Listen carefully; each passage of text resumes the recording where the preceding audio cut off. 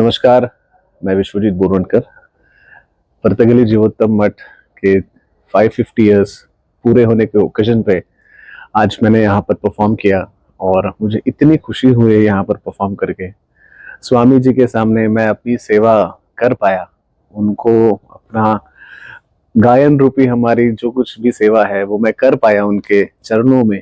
इससे बड़ा सुख मुझे नहीं लगता है कि कुछ हो सकता है। और आज मेरा बहुत बड़ा भाग्य है कि वो ऑलमोस्ट आधा पौना घंटा, ऑलमोस्ट 1 घंटा हमारा गायन सेवा सुनने बैठे थे। तो मुझे लगता है इससे बड़ा और ब्लेसिंग कुछ नहीं हो सकता है। और यहाँ का जो पूरा जो माहौल है वो बहुत ही सराहने लायक है, बिकॉज यहाँ के जो वॉलंटियर्स हैं, यहाँ के जो सब कर्मचारी है, the amount of efforts these guys are putting is absolutely unbelievable to say the least। पिछले कुछ 8-10 दिनों से मुझे नहीं लगता कोई सोया होगा इस मठ में। लाइक दिन रात काम कर रहे हैं। For me, seeing the huge Ram statue was a lifetime experience and such a blessing again, just to be at Partagali Jivottam Math and to just perform in front of Swamiji and in front of all the beautiful audiences, all the volunteers.